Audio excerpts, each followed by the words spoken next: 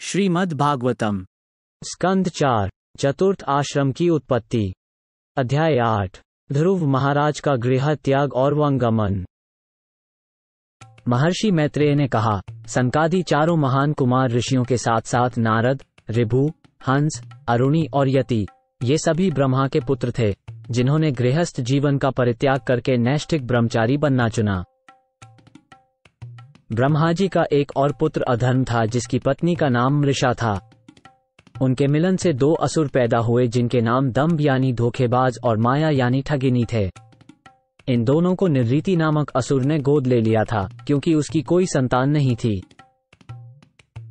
मैत्रेय ने विदुर से कहा, हे महापुरुष, दंभ और माया से उत्पन्न हुए लोभ और निकृति से ही क्रोध और हिंसा का जन्म हुआ।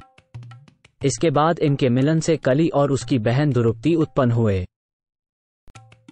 हे भले लोगों में श्रेष्ठ, कली और कटु भाषण के मेल से मृत्यु और भय के नाम से दो संतान हुए। फिर उनके संयोग से यातना तथा नरक नामक संतानें उत्पन्न हुई। हे विदुर, मैंने प्रलय के कारणों का संक्षेप में वर्णन किया। जो कोई इस वर्णन को 3 बार सुनता है, उसे पुण्य की प्राप्ति होती है और उसके आत्मा के पापमय कलंक धुल जाते हैं। मैत्रेय ने आगे कहा, हे कुरुश्रेष्ठ, अब मैं तुम्हें स्वयंभुव मनु के वंशजों का वर्णन करता हूं, जो भगवान के अंशांश के रूप में उत्पन्न हुए थे।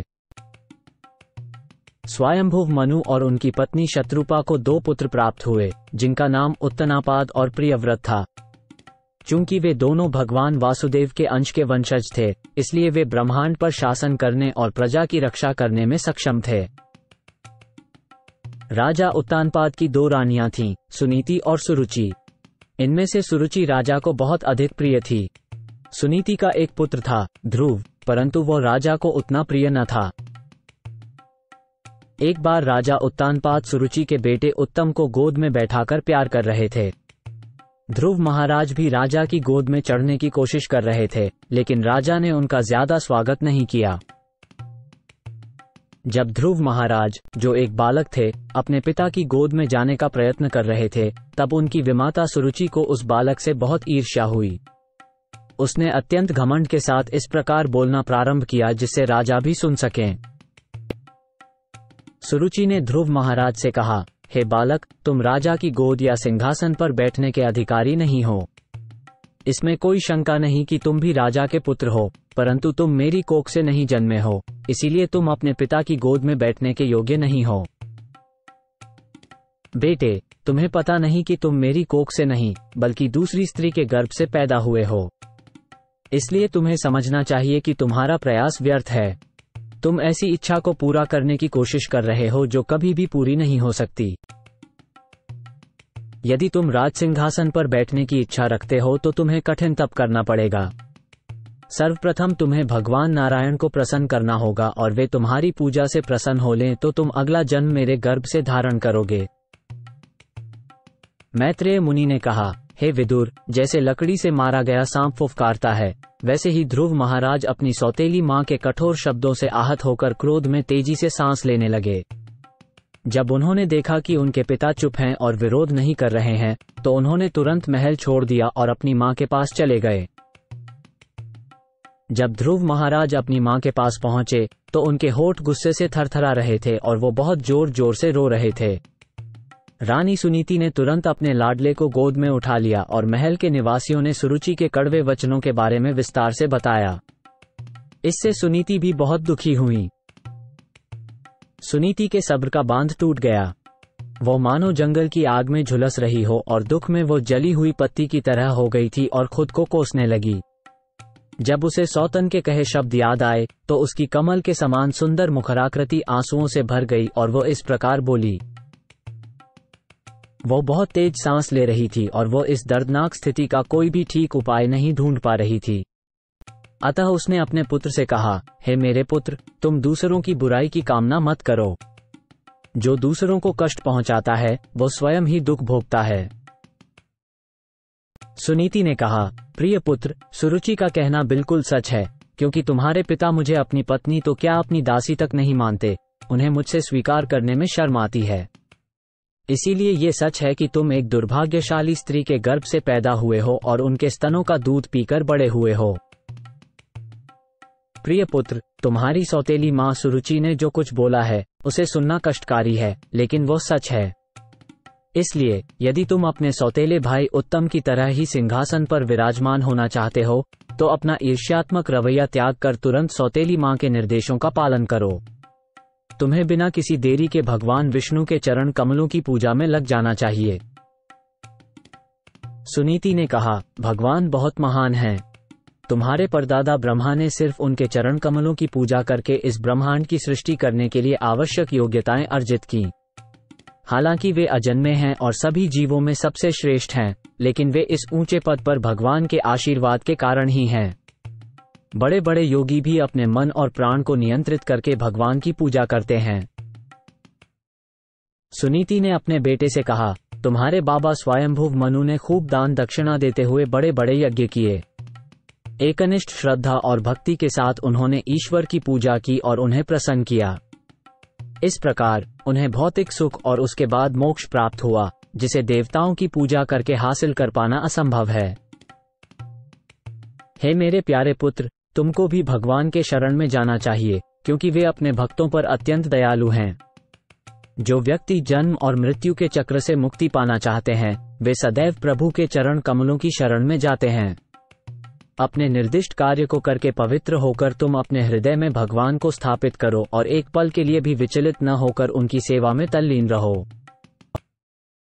हे प्रिय ध्रुव, कमल दल सदृश नेत्रों वाले भगवान के अतिरिक्त मुझे कोई ऐसा नहीं दिखता जो तुम्हारे दुखों को कम कर सके। ब्रह्मा जैसे अनेक देवता लक्ष्मी देवी को प्रसन्न करने के लिए लालायित रहते हैं, किंतु स्वयं लक्ष्मी जी हाथ में कमल पुष्प लिए परमेश्वर की सेवा के लिए सदैव तत्पर रहती हैं। ध्रुव महाराज की माता सुनीति का उपदेश वस्तुतः उनके मनोवांछित लक्ष्य को पूरा करने के लिए था। इसलिए उन्होंने ज्ञानपूर्वक तथा दृढ़ संकल्प के साथ अपने पिता के घर को त्याग दिया। नारद मुनि ने ये समाचार सुना और ध्रुव महाराज के समस्त कार्यकलापों को जानकर वे चकित रह गए। तत्पश्चात वे ध्रुव के पास आए और उनके सिर को अपने पुण्यवर्धक हाथ से स्पर्श करते हुए इस प्रकार बोले, देखो, बलशाली क्षत्रिय कितने तेजस्वी होते हैं। वे तनिक भी अपनी प्रतिष्ठा के खंडन को बर्दाश्त नहीं कर सकते। जरा सोचो, ये तो एक नन्हा सा बालक है, फिर भी उसकी सौतेली माँ के कड़वे वचन उसके लिए असहनीय हो गए। महर्षि नारद ने ध्रुव से कहा, हे बालक, तुम अभी तो छोटे हो और अभी तुम्हारी रुचि खेल इत्यादि में है, तो फिर तुम ऐसे शब्दों से इतना प्रभावित क्यों हो रहे हो जो तुम्हारे सम्मान के विपरीत हैं? हे ध्रुव, यदि तुम समझते हो कि तुम्हारे आत्मसम्मान को चोट पहुंची है, तो भी तुम्हें असंतुष्ट होने का कोई कारण नहीं है। यह असंतोष माया का ही एक अन्य लक्षण है। प्रत्येक जीव अपने पूर्व कर्मों के अनुसार नियंत्रित होता है, इसलिए सुख और दुख भोगने के लिए विभिन्न प्रकार के जीवन होते हैं। भगवान की लीला अत्यंत विचित्र है। बुद्धिमान व्यक्ति को चाहिए कि वो इस लीला को स्वीकार करे और अनुकूल या प्रतिकूल जो कुछ भी भगवान की इच्छा से सम्मुख आए उससे संतुष्ट रहे। मां के कहने पर ही त्यागपूर्वक ध्यान करने का संकल्प लिया था, बस हरि की कृपा पाने की अभिलाषा से, पर मुझे ऐसा लगता है ऐसी कठोर तपस्या कोई भी साधारण व्यक्ति नहीं कर सकता। भगवान को प्रसन्न करना बहुत कठिन है। नारद मुनि ने बताया, अनेकों जन्मों तक इस प्रक्रिया का पालन करते हुए और भौतिक विषयों से दूर रहकर, ध्यान की स्थिति में रहकर और विभिन्न प्रकार की तपस्याएं करके भी कई योगी ईश्वर को नहीं पा सके। इसी कारण है बालक, तुम्हें इसके लिए प्रयत्न नहीं करना चाहिए। इसमें तुम्हें सफलता नहीं मिलेगी। अच्छा हो कि तुम घर वापस चले जाओ। जब तुम बड़े हो जाओगे तो ईश्वर की कृपा से तुम्हें इन योग कर्मों के लिए अवसर मिलेगा। उस समय तुम ये कार्य कर सकते हो। मनुष्य को हर परिस्थिति में, चाहे वो सुख हो या दुख, संतुष्ट रहना चाहिए, जो कि दैवी इच्छा या भाग्य द्वारा उसे प्रदान की गई है। जो व्यक्ति इस तरह धैर्य के साथ बना रहता है, वो अज्ञानता के अंधेरे को बहुत आसानी से पार कर जाता है। प्रत्येक मनुष्य को ऐसे आचरण करना चाहिए। यदि वो अपने से अधिक योग्य व्यक्ति से मिलता है तो वह उसे देखकर बहुत खुश हो। जब वह अपने से कम योग्य व्यक्ति से मिलता है तो उसके प्रति दयालु हो, और जब वह अपने समान योग्यता वालों से मिलता है तो उनसे मित्रता करनी चाहिए। इस प्रकार वो व्यक्ति इस भौतिक संसार के तीनों प्रकार के दुखों से कभी प्रभावित नहीं होता है। ध्रुव महाराज ने कहा, हे नारद जी, आपने जो भी कहा है वह निश्चित तौर पर उस व्यक्ति के लिए बहुत अच्छा उपदेश है जिसका मन सुख के लिए तरस रहा हो, दुख से बचने के लिए छटपटा रहा हो। लेकिन जहाँ तक मेरा प्रश्न है, मैं तो अज्ञानता से ढका हुआ हूँ और इस प्रकार का दर्शन मेरे मन को छू ही नहीं पाता। हे भगवान, मैं आपके उपदेशों को न मानने की धृष्टता कर रहा हूँ, परंतु यह मेरा दोष नहीं है। ये तो क्षत्रिय कुल में जन्म लेने के कारण है। मेरी सोतली माँ सुरुचि ने अपने कटु वचनों से मेरे हृदय को घायल कर दिया है। अतएव आपकी यह महान शिक्षा मेरे हृदय में स्थापित नहीं हो पा रही है। हे विद्वान ब्राह्मण, मैं ऐसा उच्च पद चाहता हूँ जो तीनों लोकों में अभी तक कोई भी न पा सका हो, यहाँ तक कि मेरे पिता और दादा भी। यदि आप कृपा करें तो मुझे सच्चे मार्ग का निर्देश दें, जिसका अनुसरण करके मैं अपने जीवन का लक्ष्य प्राप्त कर सकूं। हे भगवान, आप ब्रह्मा के पुत्र हैं और आप समस्त विश्व के कल्याण हेतु बीन बजाने का काम करते हो। आप उसी सूर्य के समान हो जो जीवों की भलाई के लिए ब्रह्मांड में घूमता रहता है। मैत्रेय मुनि ने आगे कहा, महान व्यक्तित्व नारद मुनि ध्रुव महाराज के शब्दों को सुनकर उनके प्रति बहुत दयालु हो गए और उन्हें अपनी अकारण कृपा दिखाने के लिए उन्होंने उन्हें निम्नलिखित विशेषज्ञतापूर्ण सलाह दी। महान ऋषि नारद ने ध्रुव महाराज से कहा, तुम्हारी माता सुनीति ने जो उपदेश दिया है वो भगवान की भक्ति के पथ का अनुसरण करने के लिए तुम्हारे लिए बिल्कुल उपयुक्त है। इसलिए तुम्हें भगवान की भक्ति में पूरी तरह से लीन हो जाना चाहिए। जो कोई भी व्यक्ति धर्म, अर्थ, काम और मोक्ष के चारों पुरुषार्थों की प्राप्ति चाहता है, उसे चाहिए कि स्वयं को सर्वोच्च पुरुषोत्तम भगवान की भक्ति में समर्पित कर दे, क्योंकि उनके चरण कमलों की पूजा से ही इन सभी की प्राप्ति होती है। हे पुत्र, तुम्हारा सर्वथा कल्याण हो। तुम यमुना नदी के किनारे जाओ, जहाँ प्रसिद्ध तपोवन मधुवन है, और वहीं पवित्र हो। वहां जाकर मनुष्य स्वयं वृंदावन में स्थित भगवान के और अधिक निकट पहुंचता है। नारद मुनि ने निर्देश दिया, हे बालक, कालिंदी के नाम से जानी जाने वाली यमुना नदी के जल में प्रतिदिन 3 बार स्नान कर, क्योंकि वो जल अत्यंत शुभ, पवित्र और स्वच्छ है। स्नान करने के पश्चात अष्टांग योग के आवश्यक अनुशासनों का पालन कर और उसके बाद एक शांत और स्थिर अवस्था में अपने आसन पर बैठ जा। अपने आसन पर बैठने के बाद 3 प्रकार के प्राणायाम का अभ्यास करें और इस तरह धीरे धीरे प्राणवायु, मन और इंद्रियों को नियंत्रित करें। अपने आप को सभी भौतिक अशुद्धियों से पूर्ण रूप से मुक्त करें और बड़ी धैर्य के साथ भगवान का ध्यान करना शुरू करें। यहाँ भगवान के रूप का वर्णन है। भगवान का चेहरा हमेशा बेहद खूबसूरत और प्रसन्नता से भरा रहता है। उन्हें देखने वाले भक्तों को वे कभी नाराज नहीं दिखाई देते और वे हमेशा उन्हें आशीर्वाद देने के लिए तैयार रहते हैं। उनकी आंखें, उनकी खूबसूरती से सजी भौहें, उनकी उठी हुई नाक और उनका चौड़ा माथा, ये सभी बहुत ही सुंदर हैं। वे सभी देवताओं से अधिक सुंदर हैं। नारद मुनि ने कहा, भगवान का रूप हमेशा युवावस्था में रहता है। उनके शरीर का प्रत्येक अंग सुडौल और दोषरहित है। उनकी आंखें और होंठ उगते सूरज की तरह गुलाबी हैं। वे हमेशा शरण में आने वालों को शरण देने के लिए तैयार रहते हैं और जो कोई भी उन्हें देखने का सौभाग्य प्राप्त करता है वह हर तरह से संतुष्ट हो जाता है। दया के सागर होने के कारण भगवान शरणागतों के स्वामी बनने के योग्य हैं। भगवान को श्रीवत्स चिन्ह से युक्त बताया गया है, जो कि सौभाग्य की इच्छा की देवी का सिंहासन है और उनका गहरे नीले रंग का है। वे एक पुरुष हैं और हमेशा 4 हाथों के साथ दिखाई देते हैं, जिनमें नीचे बाएं हाथ से आरंभ करते हुए शंख, चक्र, गदा और कमल शामिल हैं। भगवान वासुदेव, जो कि परम पुरुषोत्तम हैं, उनका पूरा शरीर आभूषणों से सुशोभित है। उन्होंने बहुमूल्य मणियों से बना मुकुट, हार और बाजूबंद पहना है। उनकी गर्दन कौस्तुभ मणि से सजी है और उन्होंने पीले रेशमी वस्त्र पहने हैं। भगवान की कमर में सोने की छोटी छोटी घंटियां हैं और उनके चरण कमलों में सोने के नूपुर हैं। उनके सभी शारीरिक अंग बेहद आकर्षक और देखने में मनभावन हैं। वे हमेशा शांत और मौन रहते हैं और आंखों और मन को बहुत मोह लेते हैं। वास्तविक योगी भगवान के उस परम दिव्य रूप का ध्यान करते हैं, जहां वे उनके हृदय रूपी कमल के पुंज में खड़े रहते हैं और उनके चरण कमलों के मणियों जैसे नाखून चमकते रहते हैं। भगवान सदैव मुस्कुराते रहते हैं और भक्तों को सदा इसी रूप में उनका दर्शन करना चाहिए, क्योंकि वे भक्तों पर कृपा करके देखते हैं। इस प्रकार ध्यान लगाने वाले को चाहिए कि वह सब कुछ देने वाले परमात्मा की ओर निहारता रहे। इस प्रकार से ध्यान लगाने वाला प्रभु के सदा मंगलमय स्वरूप में अपना मन एकाग्र कर शीघ्र ही समस्त भौतिक दोषों से मुक्त हो जाता है और फिर प्रभु के ध्यान की स्थिति से नीचे लौटकर नहीं आता। हे राजकुमार, अब मैं तुम्हें वह मंत्र बताऊंगा जो इस ध्यान विधि के दौरान जपा जाना चाहिए। जो कोई इस मंत्र को 7 रातों तक सावधानी पूर्वक जपता है वह आकाश में उड़ने वाले सिद्ध पुरुषों को देख सकता है। श्री कृष्ण की पूजा का 12 अक्षर का मंत्र है ओम नमो भगवते वासुदेवाय। इस मंत्र का उच्चारण करते हुए भगवान की मूर्ति स्थापित करनी चाहिए और विधि विधानों के अनुसार फूल, फल और अन्य खाद्य सामग्री अर्पित करनी चाहिए। हालांकि ये सब करते समय स्थान, समय और सुविधाओं असुविधाओं का ध्यान रखना चाहिए। देवता की पूजा शुद्ध जल, शुद्ध पुष्प माला, फल, फूल एवं जंगल में मिलने वाली वनस्पति या फिर नए उगे दूध चढ़ाकर करनी चाहिए। देवता को पुष्प कलियां, वृक्ष की छाल या फिर संभव हो तो तुलसी दल अर्पित करके उनकी आराधना की जानी चाहिए।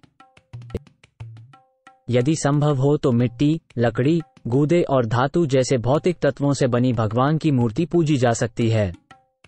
जंगल में मिट्टी तथा जल से मूर्ति बनाई जा सकती है और उसे ऊपर बताए नियमों के अनुसार पूजा जा सकती है। जो भक्त अपने ऊपर पूर्ण संयम रखता है उसे अत्यंत नम्र तथा शांत होना चाहिए। जंगल में जो फल तथा सब्जियां प्राप्त हों उन्हें ही खाकर संतुष्ट रहना चाहिए। हे ध्रुव, प्रतिदिन 3 समय मंत्र का जाप करने और भगवान के श्री विग्रह की पूजा करने के अतिरिक्त तुम्हें भगवान के विभिन्न अवतारों के दिव्य कार्यों पर ध्यान लगाना चाहिए जो उनकी सर्वोच्च इच्छा और व्यक्तिगत क्षमताओं द्वारा प्रदर्शित होते हैं। पूर्व भक्तों के पद चिन्हों पर चलकर मनुष्य को ये जानना चाहिए कि परमेश्वर की पूजा करने के लिए बताए गए सामग्रियों को किस तरह से व्यवस्थित करना चाहिए या फिर हृदय में ही मंत्रों का उच्चारण करके भगवान की पूजा करनी चाहिए जो मंत्रों से भिन्न नहीं है। जो कोई भी भगवान की भक्ति में अपने मन, वचन और शरीर से गंभीरता और ईमानदारी से लीन हो जाता है और जो बताई गई भक्ति विधियों के कार्यों में डूबा रहता है, भगवान उसे उसकी इच्छा के अनुसार आशीर्वाद देते हैं। यदि कोई भक्त भौतिक संसार में धर्म, अर्थ, काम या मुक्ति चाहता है तो भगवान उसे ये फल प्रदान करते हैं। यदि कोई मुक्ति के लिए बहुत गंभीर है तो उसे 24 घंटे समाधि की उच्चतम स्थिति में रहते हुए और इंद्रिय तृप्ति के समस्त कार्यों से दूर रहते हुए दिव्य प्रेम सेवा की प्रक्रिया का दृढ़तापूर्वक पालन करना चाहिए। जब नारद मुनि ने ध्रुव महाराज राजा के पुत्र को इस प्रकार उपदेश दिया तब उन्होंने अपने गुरु नारद मुनि की परिक्रमा की और उन्हें श्रद्धापूर्वक नमस्कार किया। फिर वे मधुवन के लिए चल पड़े जहां श्री कृष्ण के चरण कमलों के निशान सदैव अंकित रहते हैं, अतः यह विशेष रूप से शुभ है। जब ध्रुव अपने मन में ईश्वर को समर्पित होकर मधुवन में प्रवेश कर गए तब महर्षि नारद जी ने महल के भीतर रह रहे राजा के हालचाल जानने के लिए उनके पास जाना उचित समझा। जब नारद मुनि राजा के पास पहुंचे तो राजा ने उनका समुचित स्वागत किया और उन्हें प्रणाम किया। आराम से बैठ जाने के बाद नारद मुनि राजा से बातचीत करने लगे। महर्षि नारद ने राजा से पूछा, हे राजन, आपका चेहरा मुरझाया हुआ दिखाई दे रहा है और ऐसा लग रहा है कि आप बहुत दिनों से कुछ सोच रहे हैं। ऐसा क्यों है? क्या धर्म, अर्थ और काम के मार्ग का पालन करने में आपको कोई बाधा आई है? राजा ने उत्तर दिया, हे ब्राह्मण श्रेष्ठ, मैं अपनी पत्नी में बहुत अधिक आसक्त हूँ और मैं इतना गिर चुका हूँ कि मैंने अपने 5 वर्ष के पुत्र के प्रति भी दया का व्यवहार करना त्याग दिया है। मैं उसे एक महान आत्मा और एक महान भक्त होते हुए भी उसकी मां सहित निर्वासित कर दिया है। हे ब्राह्मण, मेरे पुत्र का चेहरा कमल के फूल जैसा था। मैं उसकी दारुण स्थिति के बारे में सोच रहा हूँ। वो असुरक्षित और बहुत अधिक भूखा होगा। वो जंगल में कहीं लेटा होगा और भेड़ियों ने उस पर झपटकर उसका शरीर खा लिया होगा। अरे, जरा देखिए तो मैं कैसा स्त्री का दास हूँ। मेरी क्रूरता के विषय में तो सोचिए। वो बालक प्यार में मेरी गोद में चढ़ना चाहता था, लेकिन मैंने उसे आने नहीं दिया, उसे एक पल भी प्यार नहीं किया। जरा सोचिए कि मैं कैसा कठोर हृदय हूँ। महर्षि नारद ने उत्तर दिया, हे राजन, अपने पुत्र को लेकर शोक न करो। वो भगवान की कृपा से पूर्ण रूप से रक्षित है। यद्यपि उसके प्रभाव के बारे में तुम्हें यथार्थ जानकारी नहीं है, फिर भी उसकी कीर्ति संसार भर में फैल चुकी है। हे प्रिय राजन, तुम्हारे पुत्र में अद्भुत क्षमताएं हैं। वह ऐसे काम कर दिखाएगा जो महान राजाओं और साधुओं के लिए भी असंभव हैं। शीघ्र ही वो अपना कार्य पूरा करके घर वापस आ जाएगा। तुम ये भी जान लो कि वो तुम्हारे नाम और यश को सारे संसार में फैलाएगा। मैत्रेय मुनि ने आगे कहा, राजा उत्तानपाद को जब नारद मुनि ने उपदेश दिया, तब उन्होंने अपने विशाल और ऐश्वर्य से परिपूर्ण राज्य के सभी कार्य त्याग दिए और केवल अपने पुत्र ध्रुव के बारे में ही सोचने लगे। इधर ध्रुव महाराज मधुवन पहुंचकर यमुना नदी में स्नान किए और उस रात को बड़े ध्यान से उपवास किया। इसके बाद उन्होंने नारद मुनि द्वारा बताए गए तरीके से भगवान की आराधना शुरू की। ध्रुव महाराज ने पहले महीने में अपने शरीर के पोषण के लिए हर तीसरे दिन केवल कैथे तथा बेर का भोजन किया और इस प्रकार वे भगवान की पूजा को निरंतर बढ़ाते रहे। दूसरे महीने में महाराज ध्रुव ने हर 6 दिन पर एक बार भोजन किया। उस दौरान उन्होंने केवल सूखी घास और पत्ते ही खाए। इस तरह उनकी पूजा निरंतर चलती रही। तीसरे महीने में वे सिर्फ हर 9 दिन में एक बार पानी पीते थे। इस तरह वे पूरी तरह से समाधि में रहे और भगवान के उस परम व्यक्तित्व की पूजा करते रहे जिनकी प्रशंसा चुने हुए श्लोकों में की जाती है। चौथे महीने में ध्रुव महाराज ने प्राणायाम में महारत हासिल कर ली और इस तरह हर 12वें दिन ही सांस ली। इस तरह वो अपने स्थान पर पूर्ण रूप से स्थिर हो गए और उन्होंने भगवान की पूजा की। राजा के पुत्र महाराज ध्रुव ने 5वें महीने में अपने श्वास को इस कदर नियंत्रित कर लिया था कि वे एक ही पैर पर खड़े होकर बिना हिले डुले एक खंभे की तरह स्थिर रह सकते थे और अपने मन को पूरी तरह से परब्रह्म में लगा सकते थे। उन्होंने अपनी इंद्रियों और उनके विषयों पर पूर्ण नियंत्रण प्राप्त कर लिया और इस प्रकार बिना किसी द्वंद्व के अपने मन को भगवान के रूप पर स्थिर कर लिया। जब ध्रुव महाराज ने समस्त भौतिक सृष्टि के आश्रय तथा समस्त जीवात्माओं के स्वामी भगवान को अपने वश में कर लिया तो तीनों लोक हिलने लगे। जब राजपुत्र ध्रुव महाराज अपने एक पैर पर अटल भाव से खड़े रहे तो उनके पैर के दबाव से आधी पृथ्वी उसी तरह डगमगाने लगी जैसे किसी नाव पर सवार हाथी के चलने से वह नाव कभी दाएं हिले और कभी बाएं। जब ध्रुव महाराज भगवान विष्णु के साथ एकाकार हो गए तो उनकी पूरी तरह से केंद्रित चेतना और शरीर के सभी छिद्रों के बंद होने के कारण सारे विश्व की सांस घुटने लगी और सभी लोकों के सभी महान देवताओं को सांस लेने में परेशानी हुई। इसलिए वे भगवान की शरण में आ गए। देवताओं ने कहा, हे प्रभु, आप समस्त चल और अचल प्राणियों के आश्रय हैं। हमें लग रहा है कि सभी प्राणियों का दम घुट रहा है और उनकी सांसें रुक गई हैं। हमें ऐसा अनुभव पहले कभी नहीं हुआ।